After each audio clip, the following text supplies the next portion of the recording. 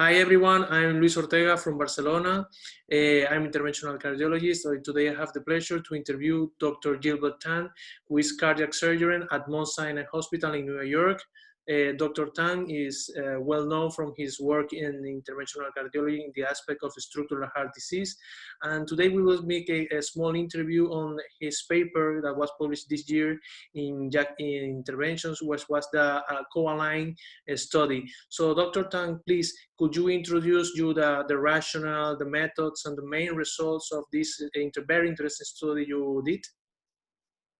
Yes, thank you very much for the invitation for this interview. I'm happy to discuss our paper, the Aligned TAVR paper, which was recently published in JACC Intervention. It is a multi-center collaborative effort.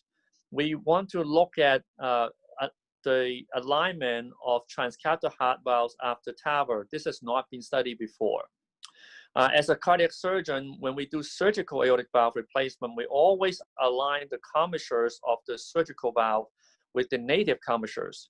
The reason for that is to avoid coronary obstruction, but also facilitate the flow of the blood into the coronaries during diastole. But the problem with TAVR is that there was no consistent or predictable way to do the same thing, which is to align the transcatheter valve commissures with the native commissures. So our study was to look at 3 different transcatheter valves and to see whether we can try to improve the commissure alignment with the native commissures. So we studied the SAPIEN 3 valve from Edwards Life Sciences. We studied the Medtronic Evolut valve. And we also, one of our European center from Denmark, also together we studied the Boston Scientific Accurate Neo valve. So we had over 800 patients all together across multiple centers. Majority of them, over half, were SAPIEN 3 valve, and then about a quarter of them were Evolut valve, and about 100 patients were Accurate Neo valve. So for the SAPIEN 3 valve, it's mounted on the Commander delivery system on the balloon. It's a balloon expandable valve. And what we did was to crimp one of the commissural posts relative to the crimper on the Commander system with the Edwards logo facing up at the 12, 3, 6, and 9 position. So if you can think of the Edwards logo facing up, the 12 o'clock of one of the commissure will be also facing up. And then we can crimp it at 3, 6, and then 9 o'clock around the clock face. So what we found was that despite we crimp at different orientation, which if you think about it, each valve has 3 commissures. So if you do 4 combinations, essentially it's 12 possible combinations. There was no consistent one crimp orientation that can give you a preferential alignment with the native commissures. So essentially what we found is essentially random and equally distributed. This could be because, as you know, the Commander system is very flexible. It has the extra flex.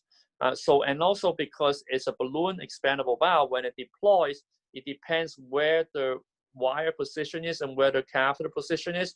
The balloon will expand and it may change the direction at the time of expansion. So there's no predictable way to achieve consistent alignment. So we also studied the Medtronic Evolut valve. The Evolut valve, traditionally, we had the conventional technique, which was to insert the delivery catheter with the catheter flush port at 12 o'clock, so facing the ceiling. That's been the manufacturer recommendation. And we published previously that about 2/3 of the time that the commissure will be pretty well aligned. The reason for that is that the head marker, which is a radio opaque marker on the capsule, which is a little thicker band, will typically located at the outer curve during the deployment or facing you in the center front. But minority of them, about 20 to 30% of the time, it will be at the inner curve. And what we found is when the head marker and outer curve, the commissure alignment is much better. And so you avoid overlapping with the coronary with one of the commissural posts. And the study, one subset of the study in the paper, and we now have over 200, almost 300 patients now actually consecutively. What we found is that by putting the flush port away from the operator at 3 o'clock, we found that over 90% of the time, in fact, almost 93% now, the head marker at the time of deployment will be actually at the outer curve.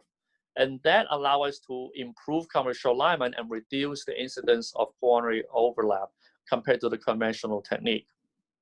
Finally, with the accurate neo valve, as you know, there's not much frame presence with the accurate neo valve, so coronary access typically not an issue. Same thing with potentially the sapien 3 valve with a shorter stent frame. However, what we also need to consider is that some of these patients may need redo TAVR later on. So the issue is that with a very tall commissural pulse with the accurate neo valve, you become a very tall cylinder, and that could be a challenge when you put a second valve inside the first one. And what we've seen is that when the one of the commissural pulse facing behind you at the time of deployment or at the inner curve, when the valve is deployed, it's a self-expanding valve, but it also expands one direction, that it improves the ability for commissural alignment. This delivery catheter is not designed to achieve commissural alignment, similar to the Evolut delivery catheter, but certainly we know that certain direction orientation at the time of deployment does impact on the alignment. So I think the next step of the study is to try to work with manufacturers to try to come up with techniques or delivery system design so that they can maybe perhaps achieve alignment better. Because a lot of these patients now, as TAVR is being done on low risk and younger patients, will likely need either coronary reintervention or diagnostic angiogram because the coronary artery disease will progress, and also likely valve reintervention, because we know that bioprosthetic valve does not have unlimited durability. And even, for example, in surgical valve with 10, 15, maybe even 20-year durability, transcatheter valve, we have maybe at most 10-year durability. So we don't know what the long-term durability in some of these younger patients are. So we need to think of ways to try to consider redo TAVR as an option in these patients if they're anatomically feasible. Okay, very interesting, very interesting. And one question, one quick question. You take a look at in this data set of patients, if they had, after the TAVR, a coronary angiography, you know, it could be diagnostic or therapeutic, the success of the reaccess to the coronaries according to the alignment. Do you have a look on that data? Well, first of all, the incidence of coronary access after TAVR remains very low. In fact, multiple studies show it's less than 5%. Now, this rate may be underestimated because this does not account for community interventional cardiologists out there who do not do TAVR, but may face a patient with a prior TAVR and needing coronary angiography or even perhaps PCI. So we don't know what the true incidence or the denominator of the patients having had undergone coronary access after TAVR. Having said that, our study, of course, is a theoretical one and more hypothesis generating. There has been a recent paper actually looking at coronary access after TAVR. In fact, the paper had patients consented to coronary reaccess after the initial TAVR to look at the level of difficulty. And it just came out in JACC Intervention, I believe, that showed that, yes, and Marco Barbenti, that showed that, in fact, there are certain predictors associated with difficult reaccess, such as high implant, valve with a very tall frame with intervening leaflets, but they did not study commissural alignment or the commissural pulse location. So that's why you know, it might be worthwhile to perform a study perhaps with all the available transcatheter valves to look at this in a more systematic manner. Many thanks, many thanks. One quick question. I try to be practical, pragmatic. I believe maybe if we can review for Evolut, which is probably the very used valve, and which in your study it was shows that a position for a specific position before the implant could achieve a good co-alignment. You can review. It was with the ports of the valve looking in the front of at 3 o'clock. Am I correct? Yes, the flush port, which is on the gray part of the delivery catheter, then the gray handle should be facing away from you when you insert into the femoral artery. Now, this technique we will study only mostly in transfemoral approach because the alternative access in our institution is extremely low. It's well, actually less than about 2 to 3% at most. So, so that's why we have not studied large enough in terms of alternative access. But what we do is we just insert the delivery system with the flush port at 3 o'clock or away from us, and then let the delivery catheter track along the arch and the ascending. And again, over 90% of the time, it is at the right spot. So there is no excuses for the community to take, you know, just a few seconds to achieve this position and then implant.